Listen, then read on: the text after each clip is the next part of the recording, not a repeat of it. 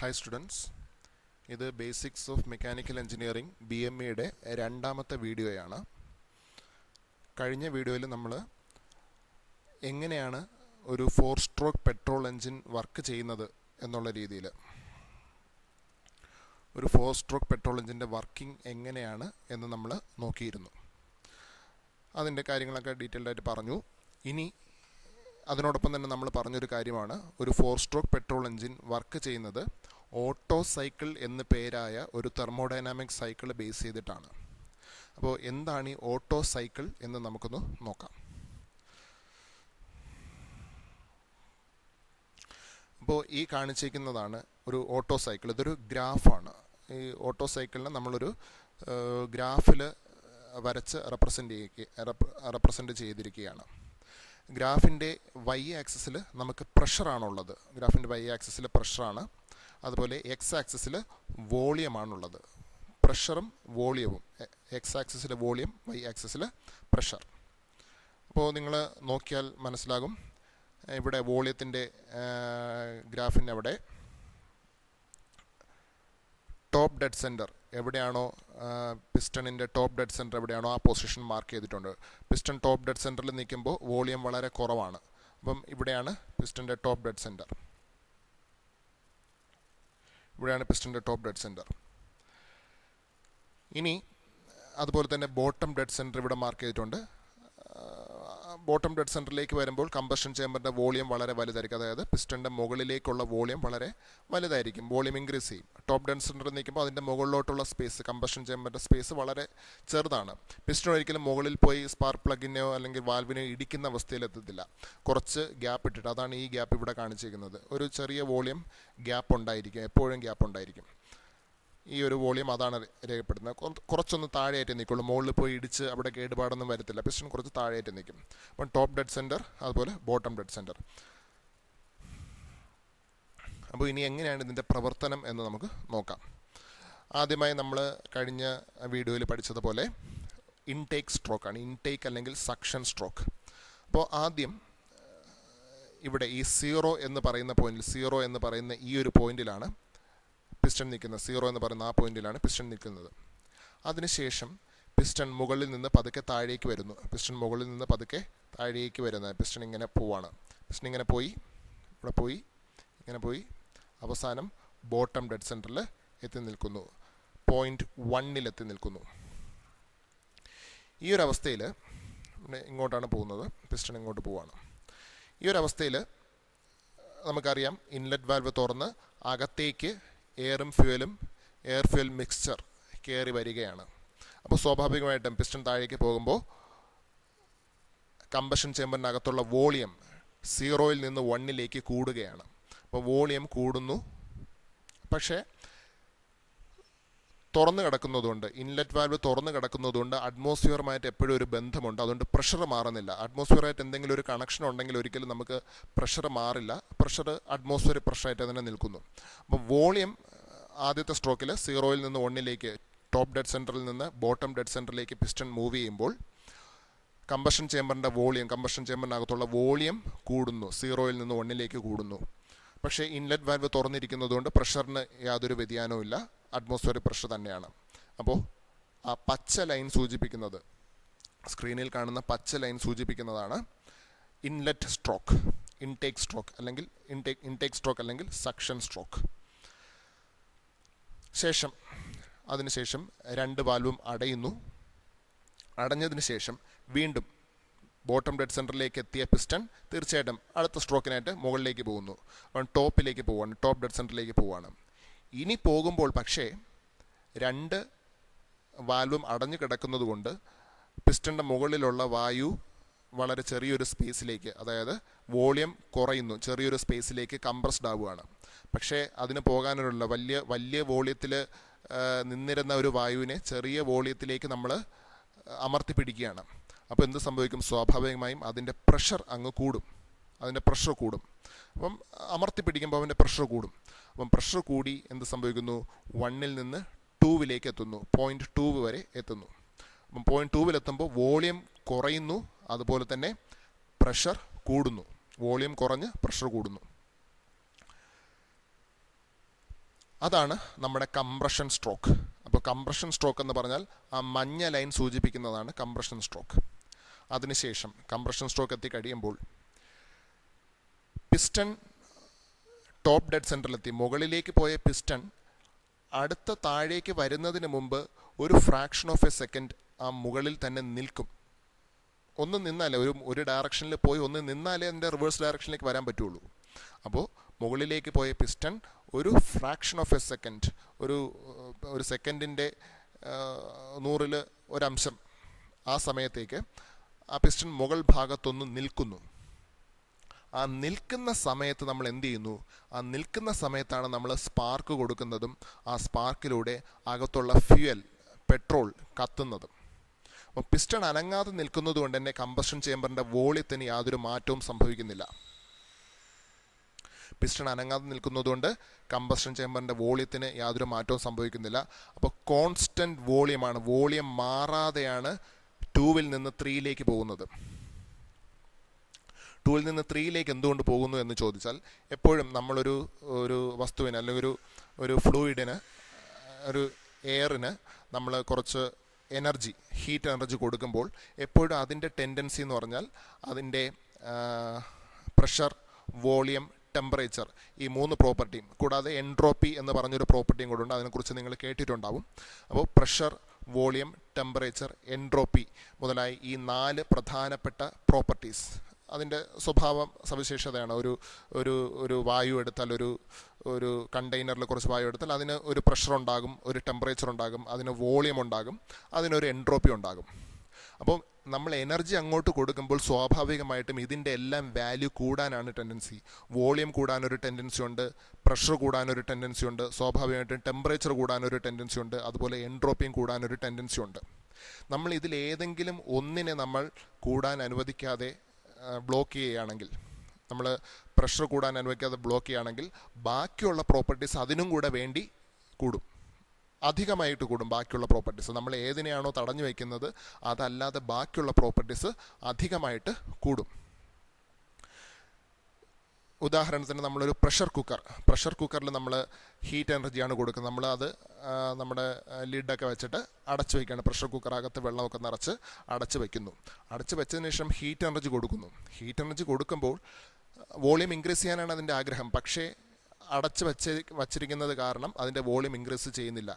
അപ്പോൾ അതിന് പകരമായിട്ട് അതിനകത്തുള്ള പ്രഷറും ടെമ്പറേച്ചറും അതിനും കൂടി വേണ്ടി, വോളിയം ഇൻക്രീസ് ചെയ്യാതിരിക്കുന്നതിനും കൂടെ വേണ്ടി അകത്തുള്ള പ്രഷറും ടെമ്പറേച്ചറും കൂടുന്നു. അങ്ങനെ പ്രഷർ കൂടി വീണ്ടും നമ്മൾ ഹീറ്റ് എനർജി കണ്ടിന്യൂസ് ആയിട്ട് സപ്ലൈ ചെയ്തുകൊണ്ടിരിക്കുകയാണ്. അങ്ങനെ പ്രഷർ കൂടി ഒരു ഘട്ടം എത്തുമ്പോൾ നമ്മുടെ വെയിറ്റിനെയൊക്കെ തള്ളി മാറ്റിക്കൊണ്ട് അത് പുറത്തേക്ക് അങ്ങ് വികസിക്കും, അതിനകത്തുള്ള സ്റ്റീം. അതേ ഒരു പ്രോസസ്സ് തന്നെയാണ് ഇവിടെ നടക്കുന്നത്. അതേ ഒരു പ്രോസസ്സ് ഇവിടെ നടക്കുകയാണ്. നമ്മൾ വോളിയം ഇവിടെ കൂടാൻ 2-ൽ നിന്ന് 3-ലേക്ക് പോകുമ്പോൾ ഹീറ്റ് എനർജി നമ്മൾ കൊടുക്കുന്നുണ്ട്. ഫ്യൂവലിൻ്റെ ബേണിംഗ് കാരണം ഹീറ്റ് എനർജി അതിനകത്തുള്ള വായുവിന് കിട്ടുന്നുണ്ട്. അപ്പോൾ ഹീറ്റ് അഡിഷനാണ് ഇവിടെ നടക്കുന്നത്. വായുവിലേക്ക് ഹീറ്റ് ആഡ് ചെയ്യപ്പെടുകയാണ്. ഫ്യൂവലിൻ്റെ ബേണിംഗ് കാരണം ഒരു ഹീറ്റ് ആഡ് ചെയ്യപ്പെടുകയാണ്. പക്ഷേ വോളിയം കൂടാൻ പറ്റാത്തത് കൊണ്ട് അതിനും കൂടെ വേണ്ടി പ്രഷർ കൂടുകയാണ്. പ്രഷർ വലിയ ഉയരത്തിലേക്ക് കൂടുകയാണ്. ടെമ്പറേച്ചറും അതിനൊപ്പം തന്നെ കൂടും. പക്ഷേ ടെമ്പറേച്ചർ ഇവിടെ രേഖപ്പെടുത്തിയിട്ടില്ല. പ്രഷറും ടെമ്പറേച്ചറും എൻട്രോപ്പിയൊക്കെ കൂടും, വോളിയം മാത്രം കൂടാതിരിക്കും. അപ്പം കോൺസ്റ്റൻറ്റ് വോളിയം ഹീറ്റ് അഡിഷൻ എന്ന് പറഞ്ഞാൽ കോൺസ്റ്റൻറ്റ് വോളിയത്തിൽ പ്രഷർ 2-ൽ നിന്ന് 3-ലേക്ക് കൂടും. പ്രഷർ 2-ൽ നിന്ന് 3-ലേക്ക് കൂടും.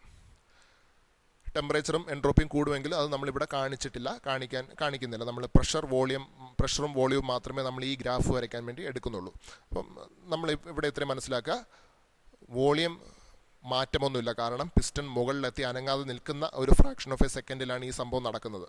അപ്പോൾ പിസ്റ്റൺ അനങ്ങാതെ നിൽക്കുന്നതുകൊണ്ട് വോളിയത്തിന് മാറ്റമില്ല. പക്ഷേ പ്രഷർ കൂടുന്നു, 2-ൽ നിന്ന് 3-ലേക്ക് കൂടുന്നു. പിസ്റ്റൺ അവിടെ നിന്ന് കഴിഞ്ഞിട്ട് താഴേക്ക് പതിയെ മൂവ് ചെയ്ത് തുടങ്ങുകയാണ്. അപ്പം താഴേക്ക് മൂവ് ചെയ്ത് തുടങ്ങുമ്പോൾ അത്രയും നേരം ഹൈ പ്രഷറിൽ അടക്കി പിടിച്ച് നിന്ന ആ വായു പൊടുന്നനെ വളരെ വേഗത്തിൽ എക്സ്പാൻഡ് ചെയ്യാൻ തുടങ്ങും. അപ്പോൾ ആ സമയം തന്നെ കൃത്യമായിട്ട് പിസ്റ്റൺ താഴേക്ക് വരുന്ന രീതിയിലാണ് നമ്മൾ ഡിസൈൻ ചെയ്യുന്നത്. അപ്പോൾ എന്ത് സംഭവിക്കും? പിസ്റ്റൺ താഴേക്കുള്ള ആ മൂവ്മെൻറ്റ് വരുമ്പോൾ തന്നെ വായു ഈ പ്രഷർ കുക്കറിലെ വെയിറ്റ് തള്ളി മാറ്റി വികസിക്കുന്നത് പോലെ, പുറത്തേക്ക് പാഞ്ഞു വരുന്നത് പോലെ പിസ്റ്റണെ താഴേക്ക് തള്ളി മാറ്റിക്കൊണ്ട് അകത്തുള്ള ആ ചൂട് പ്രഷറൈസ്ഡ് ആയിട്ടുള്ള എയർ അത് എക്സ്പാൻഡ് ചെയ്യുന്നു. അങ്ങനെ എക്സ്പാൻഡ് ചെയ്ത് 3-ൽ നിന്ന് 4-ലേക്ക് എത്തുന്നു. അപ്പോൾ വോളിയം കൂടുകയാണ്. പിസ്റ്റൺ താഴെ ബോട്ടം ഡെഡ് സെൻറ്ററിലെത്തി, വോളിയം കൂടുന്നു. അപ്പോൾ വോളിയം കൂടാൻ സമ്മതിക്കുമ്പോൾ പ്രഷർ ഒന്ന് കുറഞ്ഞ് ശാന്തമാകും. അതിനകത്തുള്ള എയറിൻ്റെ പ്രഷർ കുറഞ്ഞ് ഒന്ന് ശാന്തമാകും. പ്രഷറും ടെമ്പറേച്ചറും കുറയും, കാരണം വോളിയം ഇപ്പോൾ നമ്മൾ കൂടാൻ സമ്മതിച്ചു. അപ്പോൾ ഈ ഒരു പ്രോസസ്സ്, അതായത് അകത്ത് പ്രഷറൈസ്ഡായി ഹൈ ടെമ്പറേച്ചറിലുള്ള എയർ വളരെ വേഗത്തിൽ പിസ്റ്റണെ താഴേക്ക് പുഷ് ചെയ്തുകൊണ്ട് വികസിക്കുന്ന ആ ഒരു പ്രോസസ്സിനെയാണ് എക്സ്പാൻഷൻ എന്ന് പറയുന്നത്. അപ്പം എക്സ്പാൻഷൻ, ഈ ഒരു 3 to 4 എന്ന് പറയുന്നത് എക്സ്പാൻഷനാണ്. അതായത് ആ വായുവിൻ്റെ കംപ്രസ് ചെയ്ത് വെച്ചേക്കുന്ന ഹൈ പ്രഷറുള്ള വായുവിൻ്റെ എക്സ്പാൻഷനാണ്. അതുപോലെ 2 to 3 എന്ന് പറഞ്ഞാൽ ഹീറ്റ് അഡിഷനാണ്, കോൺസ്റ്റൻറ്റ് വോളിയം ഹീറ്റ് അഡിഷൻ. നമ്മുടെ സിലിണ്ടറിനകത്ത് നമ്മൾ പഠിച്ച വർക്കിങ്ങിൽ പവർ സ്ട്രോക്ക് എന്ന് പറഞ്ഞ് പഠിച്ച ആ സ്ട്രോക്ക്, പവർ സ്ട്രോക്കിൻ്റെ ഭാഗമാണ് 2, 3 അതുപോലെ 3, 4. 2, 3-യും 3, 4-ഉം ഈ 2 ലൈനും പവർ സ്ട്രോക്കിൻ്റെ ഭാഗമാണ്.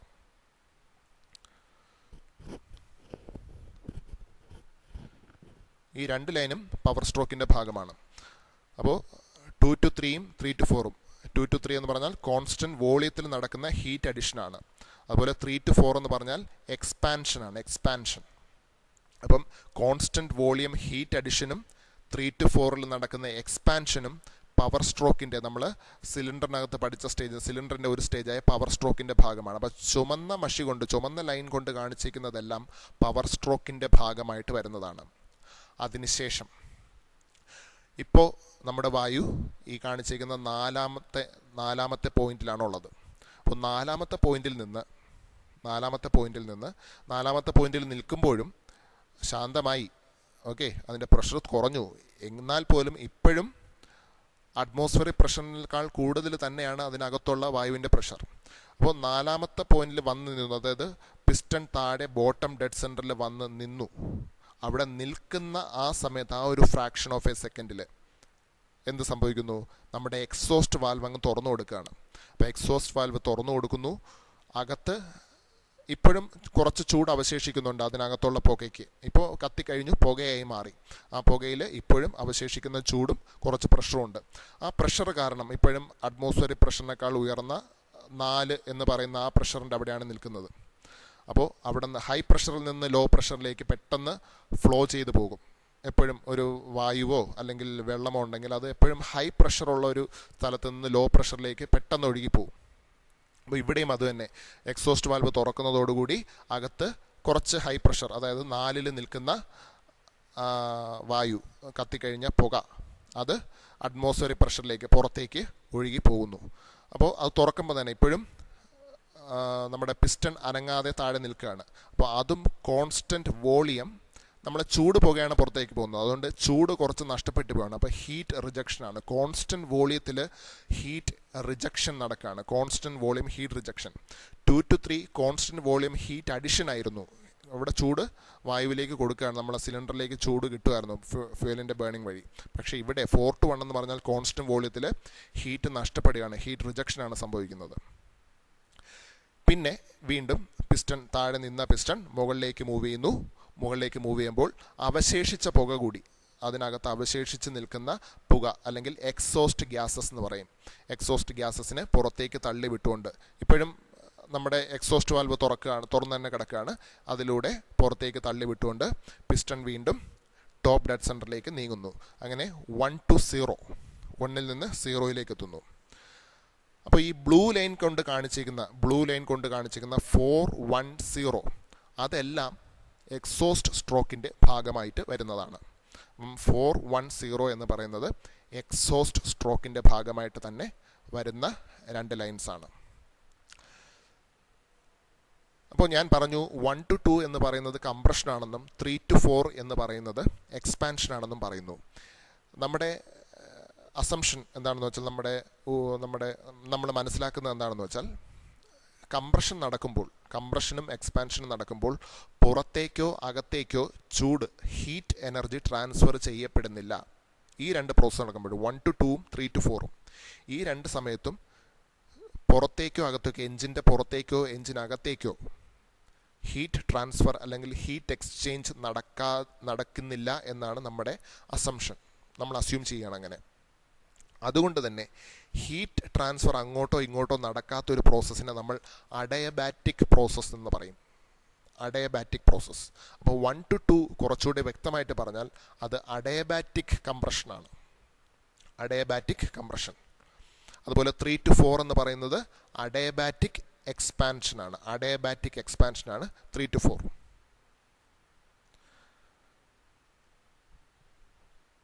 ഇനി ഒരു കാര്യം കൂടി പറഞ്ഞാൽ, ഒരു ഓട്ടോ സൈക്കിൾ, തെർമോഡൈനാമിക് സൈക്കിളായ ഓട്ടോ സൈക്കിൾ എന്ന് പറയുമ്പോൾ ഈ 0 to 1 അല്ലെങ്കിൽ 1 to 0 എന്ന് പറയുന്ന ആ ഒരു ലൈൻ ഓട്ടോ സൈക്കിളിൻ്റെ ഭാഗമായിട്ട് വരുന്നതല്ല. ഓട്ടോ സൈക്കിൾ എന്ന് പറയുമ്പോൾ 1 2 3 4 1 2 3 4 1 2 3 4 ആ ഒരു രീതിയിൽ സൈക്ലിക്കായിട്ട് കറങ്ങിക്കൊണ്ടിരിക്കുന്ന ഒരു സൈക്കിളാണ്. ആ ഒരു രീതിയിൽ ഫങ്ഷൻ ചെയ്തുകൊണ്ടിരിക്കുന്ന ഒരു സൈക്കിളാണ് ഓട്ടോ സൈക്കിൾ. അത് ഒരു എഞ്ചിൻ്റെ പ്രവർത്തനത്തിലേക്ക് നമ്മൾ പറിച്ചു നടുമ്പോൾ, ഒരു എഞ്ചിൻ്റെ പ്രവർത്തനത്തിലേക്ക് അതിനെ കൊണ്ടിടുമ്പോൾ നമുക്ക് പുറത്തുനിന്ന് വായുവിനെ എടുക്കാനും പുറത്തേക്ക് തള്ളിക്കളയാനും, കത്തിക്കഴിഞ്ഞ പുകയെ പുറത്തേക്ക് തള്ളിക്കളയാനും വേണ്ടി നമുക്ക് വേണ്ടി വരുന്ന ഒരു വാല് പോലുള്ളൊരു പ്രോസസ്സാണ്, 2 പ്രോസസ്സാണ് 1 to 0 എന്ന് പറഞ്ഞ് കിടക്കുന്ന ആ ലൈൻ. അപ്പോൾ സ്ട്രിക്ട്ലി ശരിക്കും പറഞ്ഞാൽ അത് ഓട്ടോ സൈക്കിളിൻ്റെ ഭാഗമല്ല. ഓട്ടോ സൈക്കിൾ എന്ന് പറഞ്ഞാൽ 1 2 3 4 1 2 3 4 എന്ന് മാത്രമേ ഉള്ളൂ.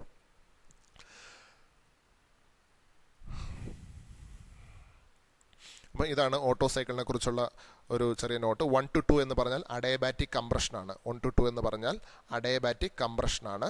2 to 3 എന്ന് പറഞ്ഞാൽ കോൺസ്റ്റൻറ്റ് വോളിയം ഹീറ്റ് അഡിഷനാണ്. 3 to 4 അഡയബാറ്റിക് എക്സ്പാൻഷനാണ്. 4 to 1 കോൺസ്റ്റൻറ്റ് വോളിയം ഹീറ്റ് റിജക്ഷനാണ്. ഒരു കാര്യം ശ്രദ്ധിക്കുക, ഈ കോൺസ്റ്റൻറ്റ് വോളിയം ഹീറ്റ് അഡിഷനും അഡയബാറ്റിക് എക്സ്പാൻഷനും ഇത് രണ്ടും കൂടി ചേരുമ്പോഴാണ് നമുക്ക് പവർ സ്ട്രോക്ക് കിട്ടുന്നത്. ഇത് രണ്ടും കൂടെ ചേരുമ്പോഴാണ് നമുക്ക് പവർ സ്ട്രോക്ക് കിട്ടുന്നത്. ഇത് രണ്ടും കൂടി ചേരുമ്പോഴാണ് നമുക്ക് പവർ സ്ട്രോക്ക് ആയിട്ട്, നമ്മൾ ആദ്യം പഠിച്ച പവർ സ്ട്രോക്ക് എന്ന് പറഞ്ഞത് ഇത് രണ്ടും കൂടി ചേർന്നിട്ടുള്ളതാണ്.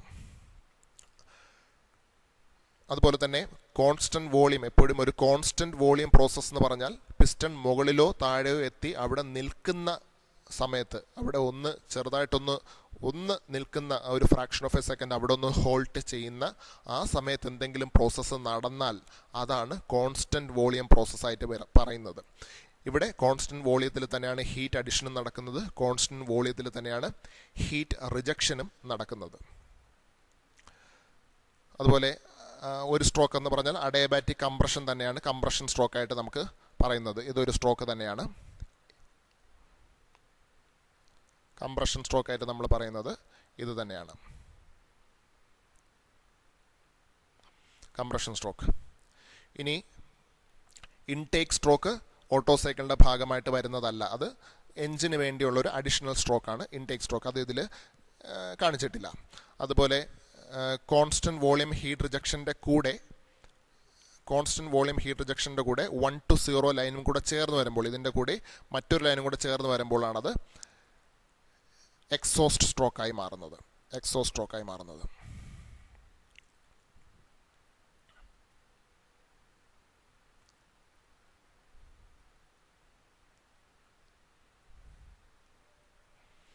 സ്ട്രോക്ക് അറിയാലോ. അപ്പോൾ ഇതിൻ്റെ കൂടെ എക്സോസ്ട്രോക്കിന് കോൺസ്റ്റൻറ്റ് വോളിയം ഹീറ്റ് റിജക്ഷനും കൂടെ അവസാനത്തെ ആ വാലും കൂടെ തിരിച്ചുണ്ട്. അത് ഓർത്ത് വയ്ക്കുക. ഇൻടേക്ക് സ്ട്രോക്ക് മൊത്തത്തിൽ ആ അവസാനം 0 to 1 ആ പ്രോസസ് തന്നെയാണ്. അത് ഓട്ടോ സൈക്കിളിൻ്റെ ഭാഗമായിട്ട് സ്ട്രിക്ട്ലി വരുന്നതല്ല. അപ്പോൾ ഓട്ടോ സൈക്കിൾ എന്ന് പറഞ്ഞാൽ രണ്ട് അഡയബാറ്റിക് പ്രോസസ്സ് എന്ന് പറഞ്ഞാൽ ഹീറ്റ് എക്സ്ചേഞ്ച് ഇല്ലാത്ത പ്രോസസ്സിനാണ് അഡയബാറ്റിക് പ്രോസസ്സ് എന്ന് പറയുന്നത്. രണ്ട് അഡയബാറ്റിക് പ്രോസസ്സും 2 കോൺസ്റ്റൻറ്റ് വോളിയം പ്രോസസ്സും ചേർന്നതാണ് ഓട്ടോ സൈക്കിളായിട്ട് നമ്മൾ മനസ്സിലാക്കേണ്ടത്. കോൺസ്റ്റൻറ്റ് വോളിയം ഹീറ്റ് അഡിഷനും ഹീറ്റ് റിജക്ഷനും, അതുപോലെ അഡയബാറ്റിക് കംപ്രഷനും അഡയബാറ്റിക് എക്സ്പാൻഷനും.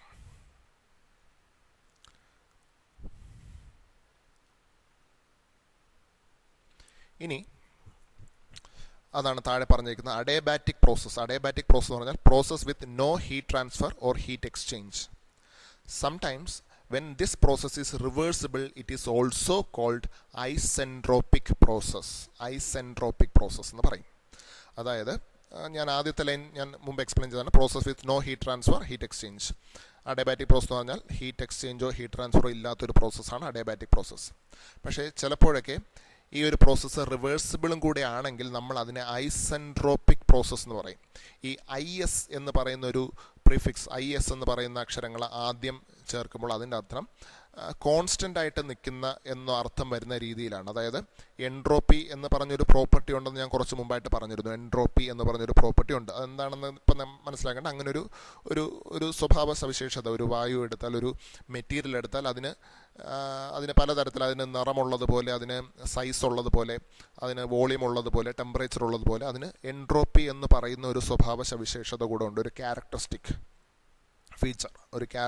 ഫീച്ചർ ഉണ്ട്. അതിനാണ് നമ്മൾ പ്രോപ്പർട്ടി എന്ന് പറയുന്നത്. അപ്പോൾ എൻട്രോപ്പി എന്ന് പറയുന്നത് ആ വായുവിൻ്റെ പ്രോപ്പർട്ടിയാണ്.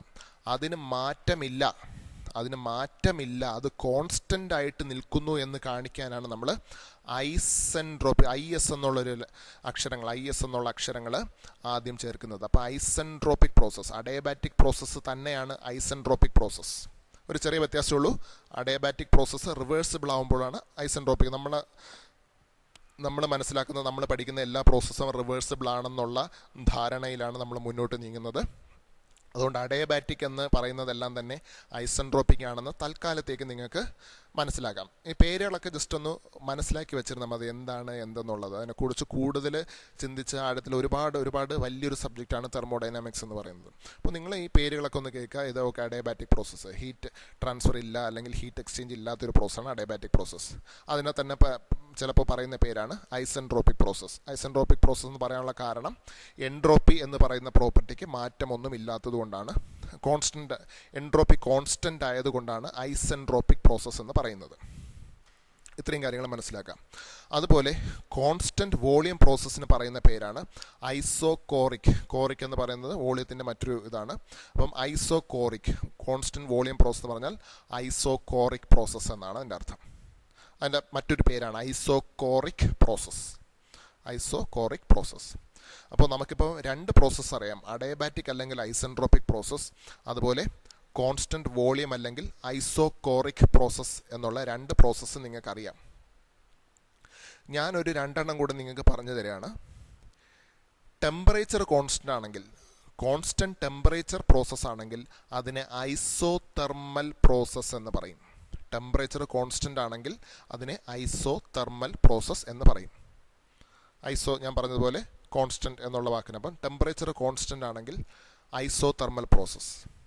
അതുപോലെ കോൺസ്റ്റൻറ്റ് പ്രഷർ പ്രോസസ്സ് ആണെങ്കിൽ, പ്രഷർ കോൺസ്റ്റൻ്റ് ആയി നിൽക്കുന്ന ഒരു പ്രോസസ്സ് ആണെങ്കിൽ അതിനെ ഐസോബാറിക് പ്രോസസ്സ് എന്ന് പറയും. Isobaric process. ഇപ്പം നിങ്ങൾക്ക് 4 പ്രോസസ്സ് അറിയാം. അഡിയാബാറ്റിക് അല്ലെങ്കിൽ ഐസെൻട്രോപ്പിക്, കോൺസ്റ്റൻറ്റ് വോളിയം അല്ലെങ്കിൽ ഐസോകോറിക്, കോൺസ്റ്റൻറ്റ് ടെമ്പറേച്ചർ അല്ലെങ്കിൽ ഐസോതെർമൽ, കോൺസ്റ്റൻറ്റ് പ്രഷർ അല്ലെങ്കിൽ ഐസോബാറിക്. 4 പ്രോസസ്സ് നിങ്ങൾക്ക് പറയാം.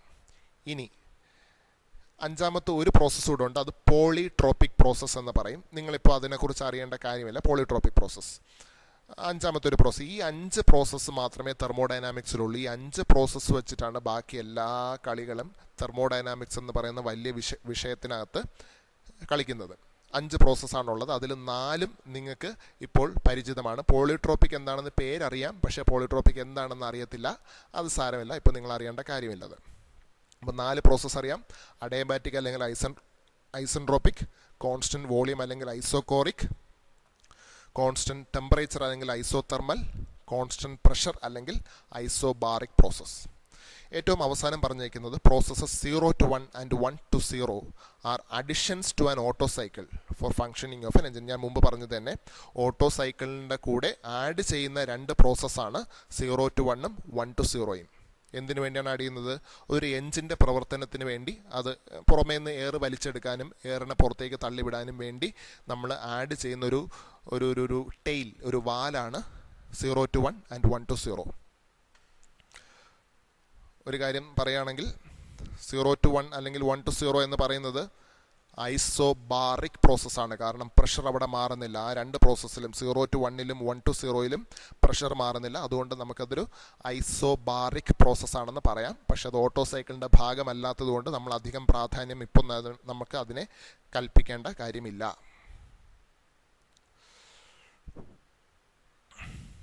അപ്പോൾ ഇത്രയും പറഞ്ഞതെല്ലാം വ്യക്തമായെന്ന് വിശ്വസിക്കുന്നു.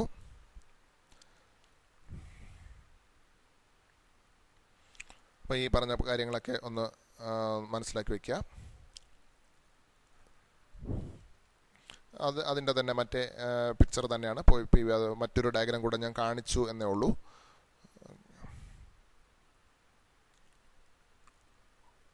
ഒരു കാര്യം കൂടി ഞാൻ പറയാൻ ആഗ്രഹിക്കുന്നത്, ഒരു കാര്യം ഇപ്പം എക്സ്ട്രാ ആഡ് ചെയ്യാൻ കാരണം, നമുക്ക് ഒരു എൻജിനിൽ നിന്ന് എത്ര വർക്ക് കിട്ടുന്നു എന്ന് ചോദിച്ചാൽ നമുക്ക് ഈ 1 2 3 4 എന്ന് പറയുന്ന ആ സൈക്കിളിനകത്തുള്ള ഏരിയ ഒരു പ്രഷർ വോളിയം ഗ്രാഫിൽ 1 2 3 4 എന്ന് പറയുന്ന ആ സൈക്കിളിനുള്ളിൽ അങ്ങനെ ഒരു സൈക്കിൾ വരയ്ക്കുമ്പോൾ അതിനകത്തെ ഏരിയയാണ് നമുക്ക് കിട്ടുന്ന വർക്ക് എനർജി. നമ്മൾ ഹീറ്റ് കൊടുത്ത് വർക്ക് എനർജി കിട്ടാനാണല്ലോ ഇതെല്ലാം ചെയ്യുന്നത്. അപ്പോൾ കിട്ടുന്ന വർക്ക് എനർജി നമ്മൾ അങ്ങോട്ട് ഹീറ്റ് കൊടുത്തിട്ട് നമുക്ക് എത്ര വർക്ക് കിട്ടുന്നു എന്ന് ചോദിച്ചാൽ ഗ്രാഫിക്കലി നമുക്ക് കണ്ടുപിടിക്കാൻ ഒരു മാർഗമുണ്ട്. അതെന്താണെന്ന് വെച്ചാൽ ഈ പ്രഷർ വോളിയം ഗ്രാഫിനകത്ത് 1 2 3 4 എന്ന് പറയുന്ന ആ സൈക്കിളിനകത്ത് ആ ഒരു ഷേപ്പിനകത്ത് വരുന്ന, അതായത് ഈ ഒരു ഏരിയ കണ്ടുപിടിച്ചാൽ അതാണ് നമുക്ക് കിട്ടുന്ന വർക്ക് എന്ന് പറഞ്ഞാൽ അതാണ് നമുക്ക് കിട്ടുന്ന വർക്ക്. ഇതാണ് നമുക്ക് കിട്ടുന്ന വർക്ക്. അപ്പോൾ ഇത് മനസ്സിലാക്കുള്ളൂ. ഞാനൊരു എക്സ്ട്രാ അഡീഷനായിട്ട് പറഞ്ഞതേ ഉള്ളൂ. അപ്പോൾ നമുക്ക് കിട്ടുന്ന വർക്ക് ഓട്ടോ സൈക്കിൾ അല്ലെങ്കിൽ പെട്രോൾ എഞ്ചിനിൻ്റെ ഒരു സൈക്കിളിൽ നിന്ന് കിട്ടുന്ന വർക്ക് എന്ന് പറഞ്ഞാൽ ഇതിൻ്റെ ഏരിയയാണ്. ഈ പ്രഷർ വോളിയം ഡയഗ്രത്തിനകത്തുള്ള ഏരിയയാണ് നമുക്ക് കിട്ടുന്ന വർക്ക്.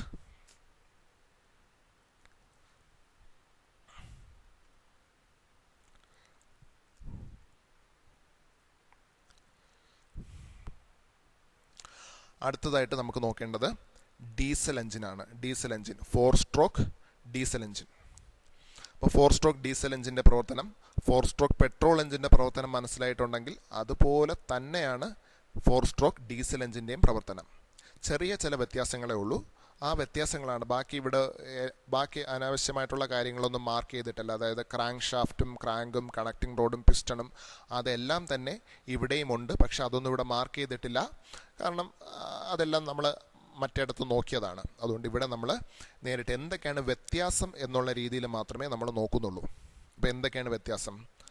ആദ്യത്തെ സ്ട്രോക്ക്, അതായത് ഇൻടേക്ക് സ്ട്രോക്കിൽ തന്നെ പിസ്റ്റൺ താഴേക്ക് പോകുമ്പോൾ അകത്തേക്ക് കടന്നു വരുന്നത് എയർ ഫ്യൂൽ മിക്സ്ചർ അല്ല. പെട്രോൾ എഞ്ചിനിൽ എയറും പെട്രോളും കൂടെ ചേർന്ന് കാർബറേറ്റർ എന്ന് പറയുന്ന ഒരു കമ്പോണൻറ്റിൽ എയറും പെട്രോളും കൂടെ മിക്സ് ചെയ്തിട്ട് എയർ ഫ്യൂൽ മിക്സ്ചറാണ് അകത്തേക്ക് കടന്നു വരുന്നത്.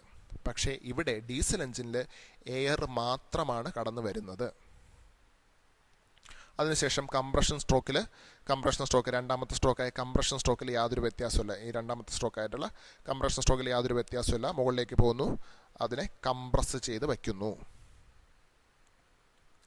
നാലാമത്തെ സ്ട്രോക്ക്, അത് പവർ സ്ട്രോക്കിൽ എന്ത് സംഭവിക്കുന്നു എന്ന് വെച്ചാൽ ഇവിടെ ഹീറ്റ് അഡിഷൻ, ഇവിടെ സ്പാർക്ക് പ്ലഗ് അല്ല ഇപ്പോൾ ഉള്ളത്, പകരം ഫ്യൂവൽ ഇഞ്ചക്ടറാണ് ഉള്ളത്.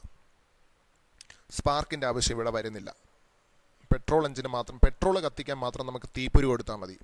ഡീസൽ കത്തിക്കാൻ തീപ്പൊരിയുടെ ആവശ്യമൊന്നുമില്ല. എന്ത് മതി? ഹൈ പ്രഷറിൽ നിൽക്കുന്ന, ഇവിടെ കംപ്രഷൻ സ്ട്രോക്കിൻ്റെ അവസാനം ഹൈ പ്രഷറിൽ നിൽക്കുന്ന എയറിലേക്ക് നമ്മൾ ഡീസൽ സ്പ്രേ ചെയ്ത് കൊടുക്കുന്ന ജോലി മാത്രമേ ഉള്ളൂ. അതങ്ങ് സ്വയം കത്തിപ്പിടിച്ചോളൂ. അപ്പം ഫ്യൂവൽ ഇഞ്ചക്ടർ എന്ന് പറയുന്ന ഈ ഒരു ഡിവൈസിൻ്റെ ജോലി എന്ന് പറഞ്ഞാൽ ഫ്യൂവൽ അകത്തേക്ക് സ്പ്രേ ചെയ്ത് കൊടുക്കുക എന്നുള്ളതാണ് ജോലി.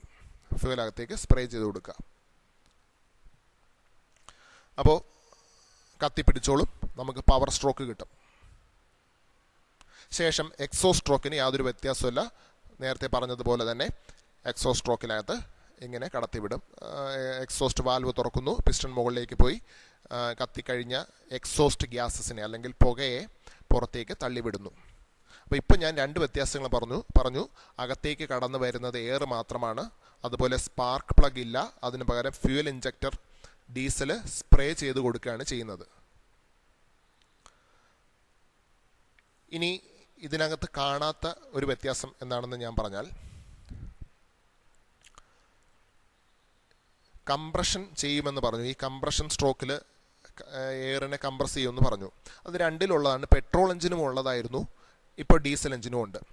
പക്ഷേ അവിടെ ഒരു വ്യത്യാസമുണ്ട്. എന്താണെന്ന് വെച്ചാൽ, അകത്തേക്ക് വരുന്ന വായു, അത് അറ്റ്മോസ്ഫിയറിൽ നിന്ന് അകത്തേക്ക് വരുന്ന വായു ഒരു പ്രഷറിലായിരിക്കും വരുന്നത്. അത് 1 അറ്റ്മോസ്ഫിയറിക് പ്രഷർ ആയിരിക്കും. അതിൻ്റെ പ്രഷർ നമ്മൾ അറ്റ്മോസ്ഫിയറിൽ നിന്ന് വലിച്ചെടുക്കുന്ന എയറാണ്.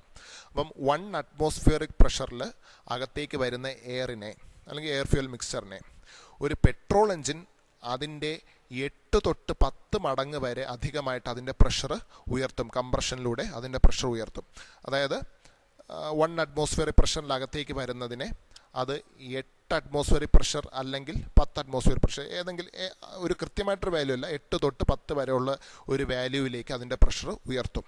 അപ്പം 1 × 8 അല്ലെങ്കിൽ 1 × 10 ഇതിനിടയ്ക്ക് നിൽക്കുന്ന ഒരു വാല്യൂവിലേക്ക് അതിൻ്റെ പ്രഷർ ഉയർത്തും. 8 തൊട്ട് 10 മടങ്ങ് വരെ അധികമായിട്ട് പ്രഷർ ഉയർത്തും. പക്ഷേ ഡീസൽ എഞ്ചിനിൽ അതേസമയം അകത്തേക്ക് വരുന്ന എയറിനെ അകത്തേക്ക് വരുന്ന പ്രഷറിൻ്റെ 16 തൊട്ട് 20 മടങ്ങ് വരെ അധികമായിട്ട് അതിൻ്റെ പ്രഷർ ഉയർത്തും. അപ്പോൾ പെട്രോൾ എഞ്ചിൻ എത്രയാണോ കംപ്രസ് ചെയ്യുന്നത് അതിൻ്റെ ഇരട്ടിയോളം പ്രഷറിലേക്കാണ് ഡീസൽ എഞ്ചിൻ എയറിനെ കംപ്രസ് ചെയ്യുന്നത്. അപ്പോൾ നമുക്കിവിടെ സ്പാർക്ക് വേണ്ടെങ്കിലും, നമുക്കിവിടെ സ്പാർക്ക് വേണ്ട, ഡീസൽ കത്തിപ്പിടിക്കാൻ സ്പാർക്ക് വേണ്ട എന്ന് നമ്മൾ പറഞ്ഞു. പക്ഷേ സ്പാർക്ക് വേണ്ടെങ്കിലും നമുക്ക് അതിനും സ്പാർക്ക് വേണ്ട എന്നതിനും കൂടെ വേണ്ടി നമുക്ക് അധികമായിട്ട് പ്രഷർ കൊടുക്കണം. പ്രഷർ ഉണ്ടെങ്കിൽ മാത്രമേ സ്പാർക്ക് ഇല്ലാതെ ഡീസൽ കത്തിപ്പിടിക്കുകയുള്ളൂ.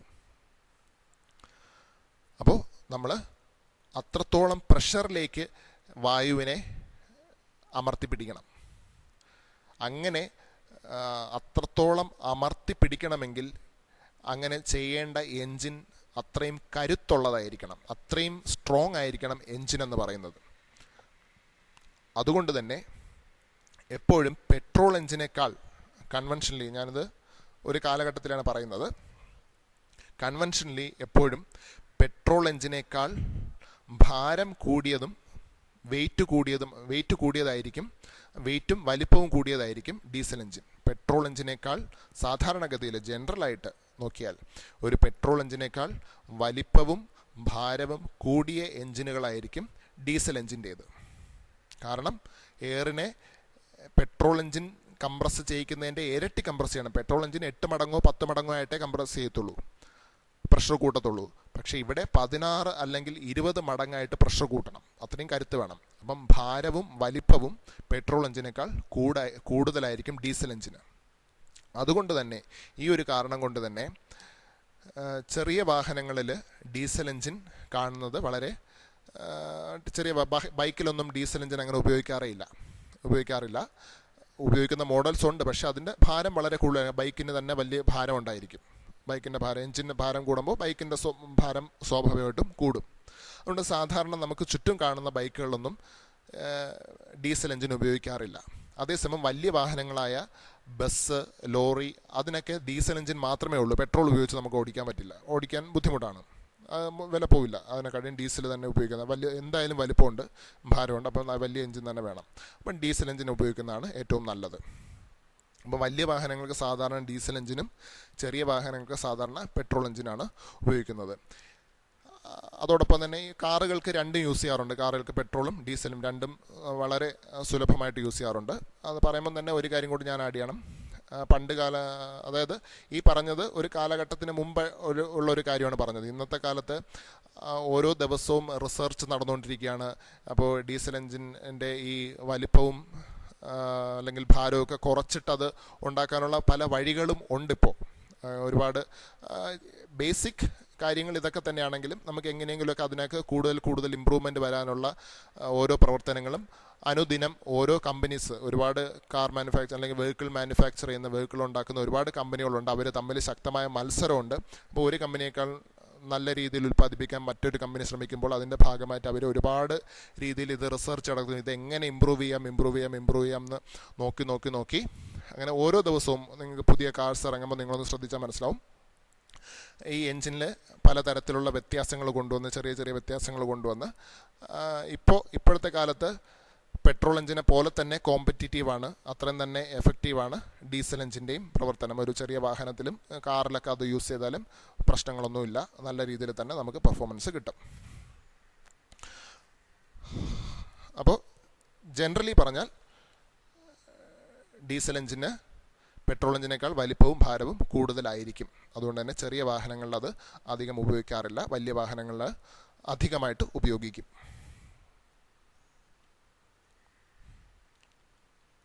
ബാക്കിയെല്ലാം സെയിമാണ്. 4 സ്ട്രോക്ക്, ഇതും 4 സ്ട്രോക്ക് തന്നെയാണ്. 4 സ്ട്രോക്കിൽ ഒരു സ്ട്രോക്കായിട്ടാണ് നമുക്ക് പവർ സ്ട്രോക്ക് കിട്ടുന്നത്. 4 സ്ട്രോക്കാണ് ഇങ്ങനെ റിപ്പീറ്റഡ് ആയിട്ട് നടന്നുകൊണ്ടിരിക്കുന്നത്. അതുകൊണ്ടാണ് 4 സ്ട്രോക്ക് എന്ന് പറയുന്നത്.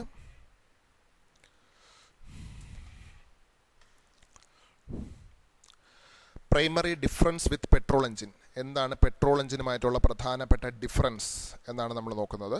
പെട്രോൾ എഞ്ചിനുമായിട്ടുള്ള പ്രധാനപ്പെട്ട ഡിഫറൻസ് എന്താണെന്ന് വെച്ചാൽ സ്പാർക്ക് പ്ലഗ് ഇല്ല, പകരം ഫ്യൂവൽ ഇഞ്ചക്ടർ ഈസ് യൂസ്ഡ്. അതുപോലെ കംപ്രഷൻ ഇഗ്നിഷനാണ്, അതായത് CI എഞ്ചിനാണ്. ഇത് പ്രത്യേകം ശ്രദ്ധിക്കുക. ഇവിടെ കംപ്രഷൻ അധികമായിട്ട് വരുന്ന കംപ്രഷൻ മൂലമാണ് കമ്പഷൻ നടക്കുന്നത്, കത്തി തുടങ്ങുന്നത്.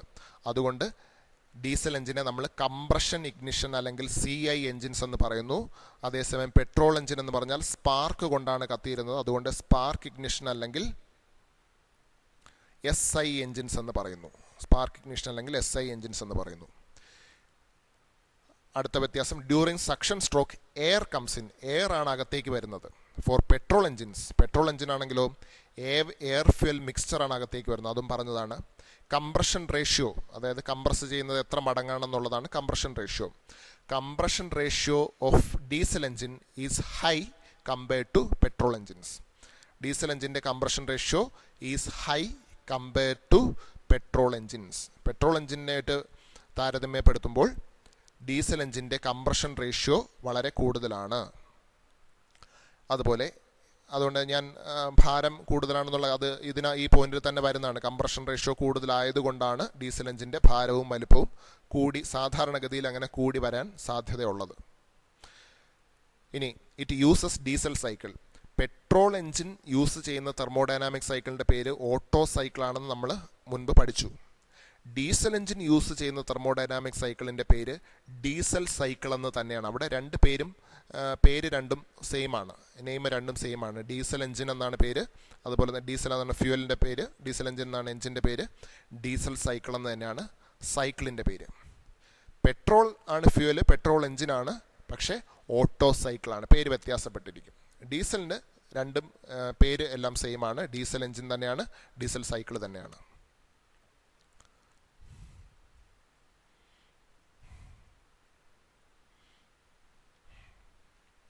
വർക്കിംഗ് ഓഫ് ഡീസൽ ഇപ്പോൾ പറഞ്ഞ കാര്യങ്ങൾ തന്നെ മറ്റൊരു ഡയഗ്രാം വെച്ച് അത് കാണിക്കാൻ ശ്രമിക്കുന്നതേ ഉള്ളൂ, മറ്റ് കാര്യങ്ങളൊന്നുമില്ല.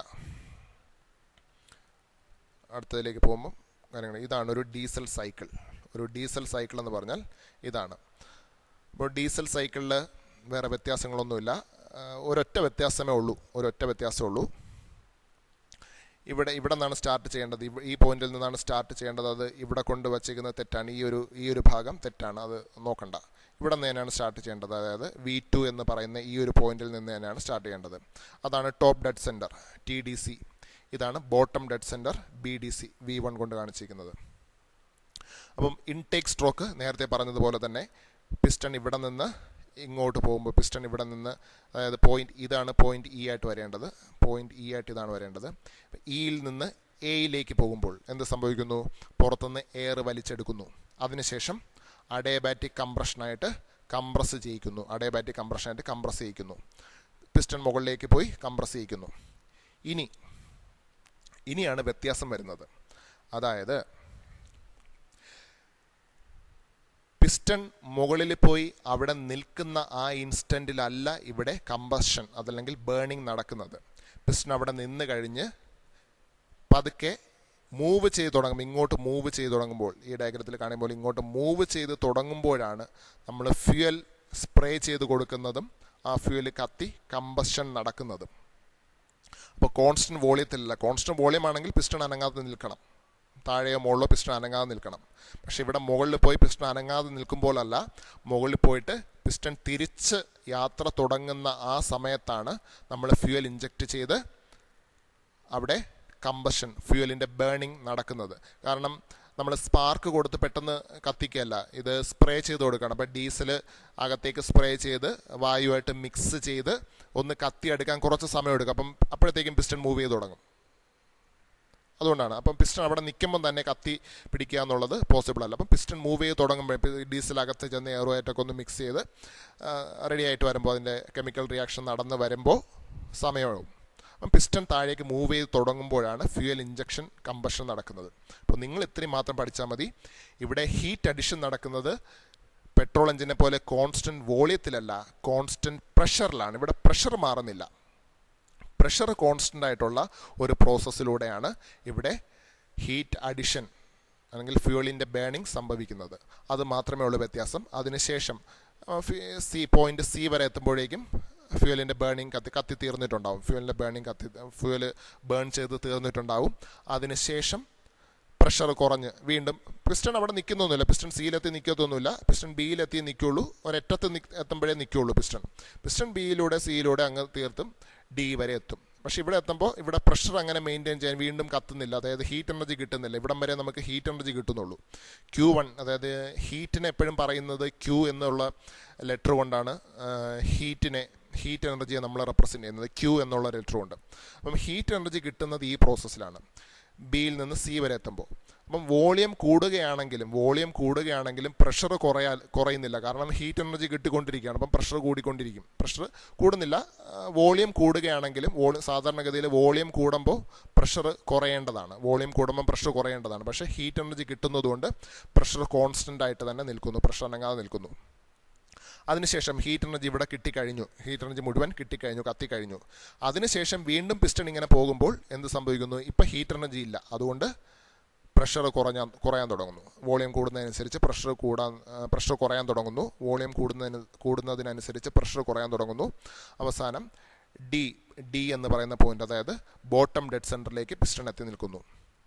അപ്പം ഇത് ഇവിടെ കാണിച്ചിട്ടില്ല. ഇത് അഡയബാറ്റിക് എക്സ്പാൻഷൻ തന്നെയാണ്. പെട്രോൾ എഞ്ചിനിൽ പഠിച്ചതുപോലെ അല്ലെങ്കിൽ ഓട്ടോ സൈക്കിളിൽ പഠിച്ചതുപോലെ അഡയബാറ്റിക് എക്സ്പാൻഷൻ തന്നെയാണ് ഈ ഒരു സ്ട്രോക്ക്, പവർ സ്ട്രോക്ക് എന്ന് പറയുന്നത്. പവർ സ്ട്രോക്ക് എന്ന് പറഞ്ഞാൽ ബിസിയും സി ഡിയും ചേർന്നതാണ് പവർ സ്ട്രോക്ക്. ബിസിയും സി ഡിയും ചേർന്നതാണ് പവർ സ്ട്രോക്ക് എന്ന് പറയുന്നത്. സ്ട്രോക്ക് എന്ന് പറഞ്ഞ് കാണിക്കുന്നതെല്ലാം എഞ്ചിൻ്റെ പ്രവർത്തനവുമായിട്ട് ബന്ധപ്പെട്ടാണ് സ്ട്രോക്ക് എന്ന് പറയുന്ന വാക്കെല്ലാം വരുന്നത്. അപ്പോൾ ബി സിയും സി ഡിയും ചേർന്നാണ് പവർ സ്ട്രോക്ക് വരുന്നത്.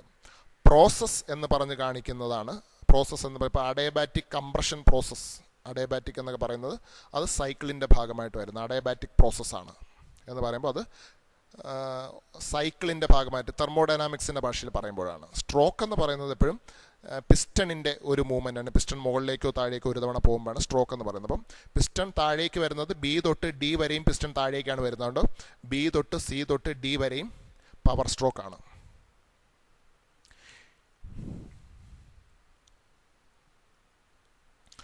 പവർ സ്ട്രോക്കാണ്. അപ്പം താഴെ എത്തിയതിന് ശേഷം ബോട്ടം ഡെഡ് സെൻറ്ററിലെത്തി അനങ്ങാതെ നിൽക്കുന്ന ആ സമയത്ത് താഴെ വീണ്ടും കോൺസ്റ്റൻറ്റ് വോളിയത്തിലാണ്. താഴെ ബോട്ടം ഡെഡ് സെൻറ്ററിലെത്തി പിസ്റ്റൺ ഒന്നവിടെ അനങ്ങാതെ നിൽക്കുമ്പോൾ എന്ത് സംഭവിക്കുന്നു? പിസ്റ്റൺ ഒന്നവിടെ അനങ്ങാതെ നിൽക്കുമ്പോൾ എക്സോസ്റ്റ് വാൽവ് തുറക്കുന്നു, വായു പുറത്തേക്ക് പോകുന്നു. പിന്നെ പിസ്റ്റൺ വാൽവ് തുറന്ന് തന്നെ ഇരിക്കുമ്പോൾ പിസ്റ്റൺ മുകളിലേക്ക് പോകുന്നു, പുകയെ എക്സോസ്റ്റ് ഗ്യാസസിനെ പുറത്തേക്ക് തള്ളി ഇറക്കുന്നു. ഈ ഒരു പ്രോസസ്സാണ് നടക്കുന്നത്. അപ്പം ഡി തൊട്ട് എ വരെയും എ തൊട്ട് E, D A and A E ഇത് രണ്ടും എക്സോസ്റ്റ് സ്ട്രോക്കിൻ്റെ ഭാഗമാണ്. ഡി തൊട്ട് എയും എ തൊട്ട് ഇയും അത് രണ്ടും എക്സോസ്റ്റ് സ്ട്രോക്കിൻ്റെ ഭാഗമാണ്. അപ്പോൾ ഇവിടെയും ഞാൻ പറയുകയാണെങ്കിൽ ഡീസൽ സൈക്കിളിൻ്റെ ഭാഗം എന്ന് പറഞ്ഞാൽ എ ബി സി ഡി എന്ന് പറയുന്നത് മാത്രമേ ഡീസൽ സൈക്കിളിൻ്റെ ഭാഗമായിട്ടുള്ളൂ.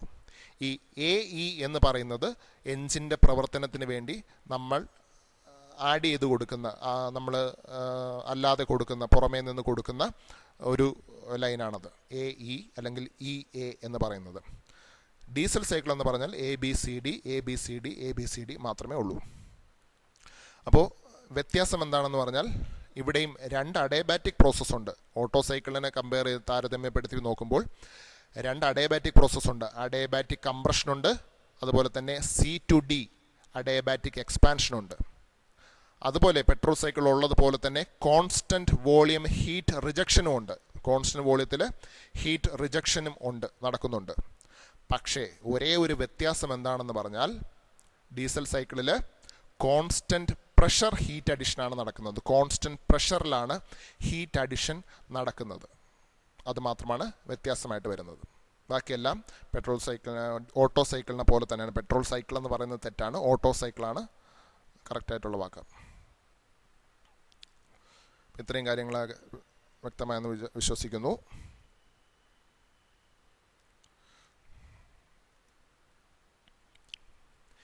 ഈ ഒരു പിക്ചർ നിങ്ങൾ കണ്ടുടനെ മറന്നേക്കുക. കാരണം ഇത് ഞാൻ നിങ്ങളെ വെറുതെ ഒന്ന് കാണിക്കുകയാണ്. ഇത് നിങ്ങൾ എക്സാമിന് വരയ്ക്കുകയോ ഒന്നും ചെയ്യണ്ട. അതായത് നമ്മളിപ്പോൾ പറഞ്ഞതെല്ലാം തിയററ്റിക്കൽ ബുക്കിൽ എഴുതി വച്ചേക്കുന്ന കാര്യങ്ങളാണ്. പക്ഷേ പ്രാവർത്തികമായിട്ട് ഒരു എൻജിൻ്റെ അകത്തെ പ്രവർത്തനത്തിലേക്ക് വരുമ്പോൾ നമുക്ക് കിട്ടുന്ന ഗ്രാഫ് ഏതാണ്ട് ഇതുപോലെ ഇരിക്കും, ഈ കാണിക്കുന്നത് പോലെ ഇരിക്കും. അതായത് തിയറി നമുക്ക് പറയാൻ എളുപ്പമാണ്, പക്ഷേ അത് തിയറി പോലെ തന്നെ നമ്മൾ എഴുതി വച്ചേക്കുന്നത് പോലെ തന്നെ അതിൻ്റെ പ്രവർത്തനം കൊണ്ടുവരിക എന്ന് പറയുന്നത് അത്ര പോസിബിൾ അല്ല. ചെറിയ വ്യത്യാസങ്ങൾ നമുക്കിത് മതി. നമുക്കിതിൽ ഈ ഒരു രീതിയിൽ തന്നെയാണ് എല്ലാ വാഹനങ്ങളും വളരെ സുഗമമായിട്ട് ഓടിക്കൊണ്ടിരിക്കുന്നത്. അതുകൊണ്ട് ഇത് മതി നമുക്ക്. പക്ഷേ അതിൻ്റെ ശരിക്കുള്ള ഗ്രാഫ് വരുമ്പോൾ അങ്ങോട്ടും ഇങ്ങോട്ടും ചെറിയ വ്യത്യാസങ്ങളൊക്കെ, പിസ്റ്റൺ അവിടെ നിൽക്കുമ്പോൾ തന്നെ കത്തിത്തീരും എന്നൊക്കെ പറയുന്നത് പറച്ചിലിൽ മാത്രമേ ഉള്ളൂ. പക്ഷേ ഇത് നിങ്ങൾ എക്സാമിനോ അല്ലെങ്കിൽ ഒന്നും വരയ്ക്കേണ്ട കാര്യമില്ല. മറ്റേതൊക്കെ തിയറിറ്റിക്കലാണ് എന്ന് കാണിക്കാൻ വേണ്ടി മാത്രം. ഇതാണ് ആക്ച്വൽ സൈക്കിളായിട്ട് വരുന്നത്. അത്രയൊന്ന് മനസ്സിലാക്കിയിരുന്നാൽ മതി, വേറെ കാര്യമൊന്നുമില്ല. ഇത് കണ്ടുകൊണ്ടേ മറന്നേക്കുക.